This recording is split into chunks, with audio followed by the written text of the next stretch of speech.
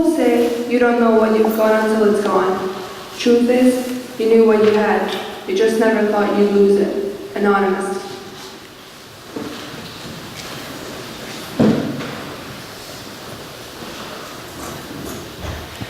Everyone is fighting a battle you know nothing about. Be kind, always.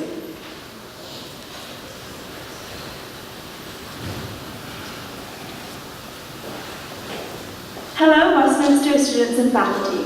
My name is Natalie Fay, and I'm a fifth form boarder from the British Virgin Islands. I guess you could say my family is one of the world, as we cannot be tied down to one specific country. In short, my mum is half Dutch, half Eritrean, a country in East Africa which was recently separated from Ethiopia. My dad, on the other hand, is half Irish, half English. This mixture is the reason why I have curly hair, freckles, blue eyes, and cannot tan for the life of me, despite the fact that I live in a sunny tropical climate. I'm also legally the only American in my family, because when they were living in the Turks and Caicos Islands before I was born, the hospitals there are not good, so my parents went to the United States for 3 weeks, where I was born in Miami, Florida. When I was about a year old, my whole family moved back to BVI from the Turks and Caicos Islands. Although my family is not originally from the British Virgin Islands, it is the only place I've ever lived and all I've ever known. I know it can be confusing with my slightly hybrid English-American accent, but the BVI is not, in fact, in England. It is an English territory in the Caribbean. To give you some kind of an idea where the BVI is in the Caribbean, it is about 2 miles to get to the US Virgin Islands and 61 miles to get to Puerto Rico. The BVI consists of 4 small main islands: Virgin Gorda, Tortola, Jospin Dyke, and Anegada, and about 50 other smaller islands and keys. I live on a key connected to the most popular island in the west end of Tortola. Tortola is 13 miles long and 3 miles wide, and has a population of 24,000 people, so it's roughly the size of Simsbury. This size has its benefits. For example, I've been on the national teams for squash and sailing, and participated in international competitions representing the BVI for both sailing and squash. But so has anyone else who actually plays squash or has an interest in sailing. The BVI has earned its trademark of nature's little secret, as it is a paradise which few know of. Tortola is probably the epitome of what one thinks of when imagining the Caribbean. Small, colourful houses pepper the white sandy shores, as well as green hills which look out upon the clear blue channel. When I was younger, my weekends would consist of birthday parties at Smuggler's Beach, dinner at Capricio's restaurant, and boat trips to outlying islands on Sundays. My childhood memories and life have been embedded into the palm trees and the rocky winding roads. However, as amazing as it sounds, living in the Caribbean is not all sunshine and rainbows. In fact, sometimes it's hurricanes. This video from our dock in the BVI shows you how peaceful and beautiful the island of Tortola usually is.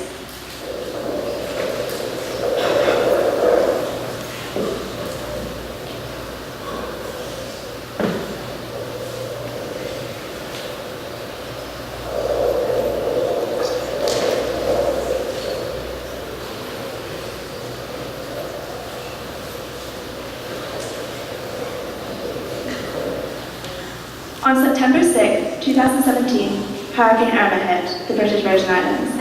With wind speeds at 185 miles per hour and gusts at 220 miles per hour, Irma is the largest hurricane to hit land ever recorded in the Atlantic, and at the height of the hurricane, its eye went straight over the BVI. To help understand how strong the power was, imagine sticking your head out of a car on the freeway at 65 miles per hour. It was 4 times that strong.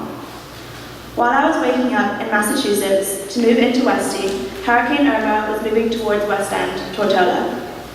The BVI prepared as best they could for Hurricane Irma by boarding up windows, moving potential flying debris, and stocking up on non-perishable foods. However, none of these could fully prepare anyone for Irma's monstrous power. My mum and aunt were on the island at the time of the storm. I talked to both of them the night before Irma hit. I didn't hear from my mum again for 4 days until she was able to get into town to call me and let me know they were both safe. After talking to friends, family, and seeing many videos, I have gathered inklings about what the storm might have felt like. By 8 o'clock in the morning, on the day Irma hit, gusts of wind were whipping out clouds of sea spray, which then broke onto the houses crouched on the shoreline. The wind caused a taunting whistling to envelop the houses, and the sound of debris being thrown onto the walls and roof of the house resulted in a constant banging. During the storm, my mum was inside our home, with one other person, our cat, and 4 dogs.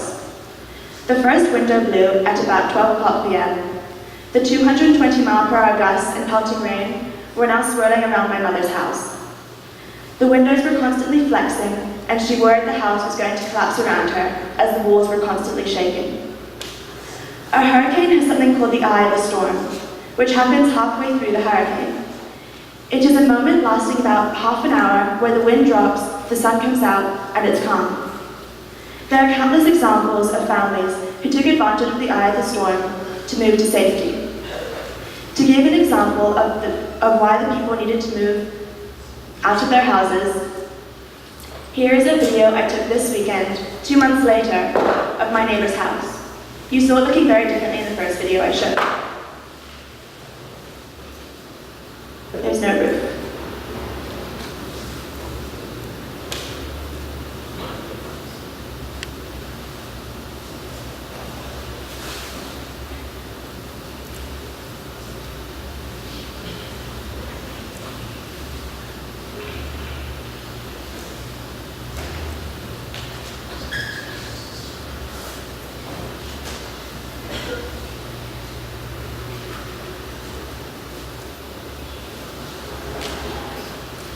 One family's house was completely flooded because they lived on the shoreline and there was a 20-foot sea surge which flooded their house.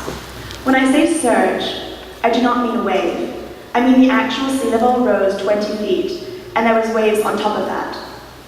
During the eye of the storm, the father used a surfboard to ferry the 2 kids and mother to different houses. For the second half of the Irma's wrath, the kids, mother, and father were all in different houses, unknowing and in each other were safe. This is just one example of the many realities people experienced. My closest family friend's father was in their house during the hurricane. For the start, he was upstairs. Soon the floor of his bedroom was covered in water, so he moved downstairs into one of the kids' bedrooms. This was the only room that survived Irma. All the doors and windows had been blown off the house, and he used only his legs to hold the door, which protected him from flying debris. He was luckily able to hold this board up, but the same cannot be said for the house. The whole house is pretty much gone. Irma had no mercy and destroyed any and everything in her path. Not only was there wind and sea, but there were also mini tornadoes. Survivors described any broken window as a vacuum, sucking out their belongings and throwing debris in its place.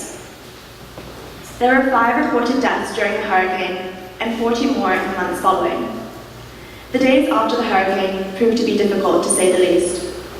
Irma had not only devastated houses, but it took out communication lines and all electricity, apart from those lucky few who had undamaged generators. But even those who had generators did not have power, because the fuel was rationed during the first few days. People would have to wait in lines to get their ration. Curfew had also been imposed from 6 to 6, so conveniences like the supermarket would only be open from 10 in the morning to 6 in the afternoon. This meant that people would be waiting for up to 2 hours to get into the grocery stores. Looting was another prominent issue the days after the storm. The BVI is not known as a dangerous place, so the amount of people who turned to stealing and looting was astonishing. The looting was not confined to criminals, but it was done by regular people, including teachers, store clerks, civil servants, and even policemen. People were attacking stores and taking anything they could get their hands on, regardless of whether they really needed it or not. It's sad to me that people joined in with the crimes rather than standing up to prevent it. The hurricane also damaged the prison, which meant that all the prisoners had walked out and roamed the island free. Within a week, however, most of the prisoners had been caught and returned to jail. About 5 days after Hurricane Irma hit, the English military was flown in to assist the island in its immediate recovery. They brought with them supplies such as diapers, water, and food. The main job of the military was to restore order, supply relief, and enforce the curfew. They would stop any car driving after 6 o'clock. The curfew was changed to 6 to 8 about 3 weeks after Irma hit, and it is now 6 a.m. to 11 p.m., 2 months after Irma devastated the island. My brother and I were at a bar watching a football game on Sunday night when the police rolled into the parking lot and told everyone they had to go home. Hurricane Irma's effect is still prominent in everyday life and has changed life for a long time to come in the British Virgin Islands. The 20-foot surge of waves not only destroyed the many seaside homes, hotels, and restaurants, but it also destroyed hundreds of boats. The BVI depends on tourism for its income and its famous boating holidays. This industry has been completely wrecked, as almost all the boats either sunk or were destroyed when they came up on shore. Not to mention the destruction of all of the docks. Here's some pictures of the boats that I took this weekend. That's out of my dad's office, little one. Another post again. There have been an estimated 10,000 people who have left the island to find shelter in either the US, England, or other countries. Many of these people who left were teachers, foreigners, families with children, and high school students. The hurricane has also had an immense effect on the schools in the British Virgin Islands. Many of the school buildings were ruined during the hurricane, and many of the teachers have been forced to move off the island. My old school, Cedar International School, used to offer schooling from kindergarten to 12th grade to 200 students. There is now only one class for the whole high school, and 2 classes for the whole primary schools, serving about 60 students. All the 9th graders were being taught the same lessons as all the 12th graders. The local high school lessons are going to be taught in shifts starting this December. This means that some students will be taught in the morning and some in the afternoon because there are not enough teachers or space for them all to be taught at the same time. I was able to go back to the British Virgin Islands during Parents' Long Weekend. It was definitely a shock to say the least. There is still no electricity on the island. Only those who have generators are able to have access to the electricity. As I drove around the island, just about every car had either a broken or cracked window with plastic wrap in its place, or a chunk of it missing. My mum's car is completely wrecked, and my dad's has plastic wrap. I stayed with my aunt and uncle for the first night. Their house has a generator, which means that there is cold running water, cooking ability, and lights. The generator is, however, turned off at night time, so I was given a headlamp to use if I needed to get out of bed before morning. There are a few places that have Wi-Fi on the island, such as offices, a few restaurants, and a couple of private homes. Otherwise, there is none. Communication is very tough, as all the telephone poles were knocked down during the storm. There is debris strewn everywhere, chunks of asphalt, and broken telephone poles and wires collapsed on the side of the roads.